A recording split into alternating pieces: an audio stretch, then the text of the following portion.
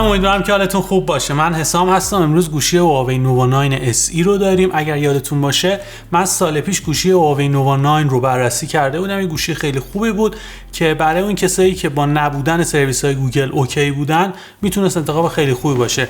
نووا 9 SE هم دقیقاً همون فرمی، همون DNA رو داره. یه سری چیزا ازش حذف شده ولی خب قیمتش هم خیلی پایین‌تره، 8,300,000 تومان در زمانی که من دارم ویدیو رو رکورد میکنم. 2 ماه پیش معرفی شده نووا 9 SE و توی همین بازه قیمتی به نظرم دو تا انتخاب دیگه هم میتونن منطقی باشن.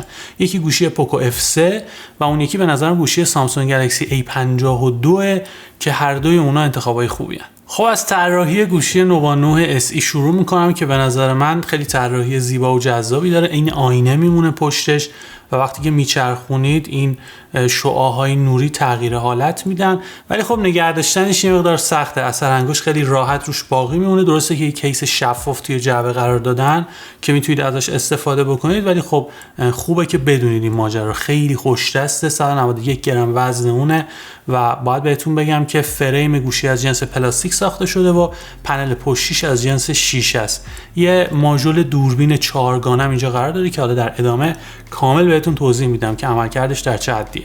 سنسور اثر انگشت سمت راست قرار گرفته، سرعتش خیلی معمولیه. بالای گوشی درگاه سیم کارت رو داریم، 2 تا سیم کارت، یا به جای یکی از اونها مموری میکرو SD که اگر دوست داشتید فضای ذخیره‌سازی این گوشی رو میتونید افزایش بدید به صورت پیش‌فرض. 128 گیگابایته. سمت چپ هیچی و پایین گوشی هم پورت USB تایپ C رو داریم به همراه اسپیکری که خب صدای بلند و قابل قبولی رو بهتون ارائه میده، ولی متاسفانه به صورت استریو نیست و مونوه. تو یادم نرفته یه هدفون هم توی جعبه قرار گرفته که خب اگه دوست داشتید میتونید از اون هدفون هم استفاده بکنید. یه شارژر 66 واتی هم همراه با این گوشی عرضه میشه که واقعا فوق العاده است و توی 36 دقیقه میتونه از 0 تا 100 اونو شارژ بکنه. باتریش 4000 میلی آمپر ساعت و در مقایسه با بقیه گوشی‌های همردش که باتریشون 5000 میلی آمپر ساعت ممکنه یه مقدار کم به نظر برسه، اما به خاطر همون شارژر پرسرعتی که داره میتونید خیلی سریع اونو شارژ بکنید. نزدیک یه روزم کامل باهاتون همراهی میکنه. قلب تمنده گوشی هواوی نووا 9 SE چیپست کوالکام اسنپ دراگون 680 که به نظر من چیپست بسیار خوبیه. بازی در حد بازی‌های سبک کاملا اوکیه. خب اپلیکیشن‌های روزانه هم که میتونید به راحتی باهاش پیش ببرید، هیچ مشکلی رو از این بابت نداره. فقط باید دقت بکنید که این گوشی با 8 گیگابایت رم عرضه میشه و این کمک میکنه که اون تجربه حس روونی که موقع کار کردن با گوشی رو دارید رو اینجا هم داشته باشید. باید دقت بکنید که گوشی هواوی نووا 9 SE با اندروید 11 و EMUI 12 عرضه میشه و تجربه کاربریش به شدت شبیه همون گوشی نووا 9 که قبلا بررسی کردم. و اگر میخواید با چالش‌های داشتن یک گوشی که سرویس های گوگل رو نداره آشنا بشید، پیشنهاد میکنم که اون ویدیو رو تماشا بکنید که کامل همه چی رو توضیح دادم. اما اگر خیلی خلاصه بخوام بهتون بگم، باید با نبودن سرویس های گوگل کنار بیاید. نصب کردن اپلیکیشن ممکنه بعضیشون یه مقدار سخت‌تر از حالت عادی باشه، ولی خب به صورت پیش‌فرض 2 تا استور به اسم هواوی اپ گالری و پتال سرچ توی این گوشی وجود داره که به وسیله اون دوتا میتونید تمامی نرم افزارهایی که مد نظرتون هست رو توی این گوشی نصب بکنید. خب به نظر میرسه که صفحه نمایش این گوشی یکی از بهترین پنل های IPS LCD که من دیدم. واقعا خیلی کنتراست خوبی داره، خیلی شارپنس بالایی رو داره. اندازه 6.78 اینچه، 90 هرتزیه و رزولوشن اونم فول HD.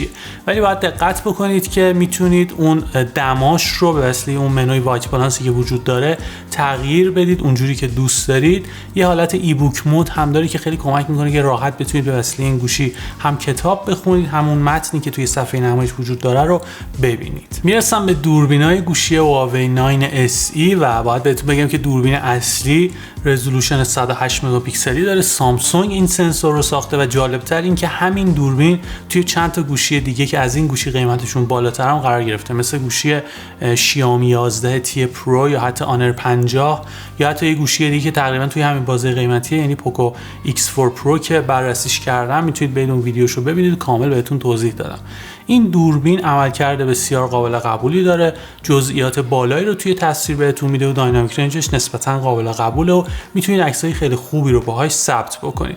نکته‌ای که وجود داره اینه که برخلاف گوشی نووا 9 دیگه رزولوشن 4K رو ساپورت نمیکنه گوشی نووا 9 SE و باید با رزولوشن فول HD باهاش تصویربرداری بکنید، اما خوشبختانه EIS یا لرزشگیر الکترونیکی توش وجود داره و اون لرزش ویدیوهاتون رو میگیره تا حدی.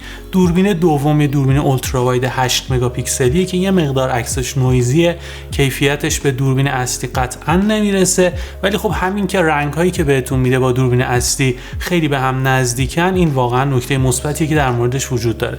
دو تا دوربین بعدی که برای تشخیص عمقه که کمک میکنه بک‌گراند سوژه‌تون رو یه مقدار محو بکنید و خب یه دوربین ماکرو 2 مگاپیکسلی داره که اصلا کیفیت جالبی رو بهتون نمیده و چون دوربین اصلی این گوشی رزولوشن 108 مگاپیکسلی داره، اگر یه دیجیتال زوم رو باهاش تجربه بکنید میتونید عکسای بهتری رو نسبت به اون عکس ماکرویی که به واسطه خود دوربین اصلی ماکرو این گوشی میتونید ثبت بکنید بهتون میده. و البته یه دوربین سلفی 16 مگاپیکسلی که اونم کیفیتش بد نیست و کارتون رو راه میندازه. خب در نهایت باید بهتون بگم که به نظر من سلینگ پوینت یا مهمترین عامل فروش این گوشی میتونه یه دونه دوربینش باشه که خب واقعا عملکرد خوبی داره و دومی دیزاینشه که به نظر من دیزاین خیلی زیبایی داره و خیلی ممکنه که ازش خوششون بیاد. ولی خب چیپست خوبی داره، باتریش میتونه ظرفیت بیشتری رو داشته باشه، اما چون یه شارژر 66 واتی توی جعبه گذاشتن دمشون گرم، از اون ور ماجرا هم یه صفحه نمایشی داره که بین صفحه نمایش IPS LCD به نظر من واقعا کیفیت قابل قبولی رو میتونه بهتون ارائه بده. نظرتون رو حتما توی کامنت ها راجع به این گوشی با من به اشتراک بذارید و بگید که توی این بازه قیمتی میتونه انتخاب شما باشه یا نه. اگر این ویدیو رو از طریق پلتفرم یوتیوب تماشا میکنید حتما این کانال رو سابسکرایب بکنید و زنگوله کنارش رو هم بزنید. یادتون باشه که توی کانال یوتیوب ما میتونید ویدیوها رو با کیفیت 4K تماشا بکنید. خیلی ممنونم که کامنت میذارید، نظر میدید و امیدوارم که این اتفاق یه روند ادامه دار باشه. مرسی.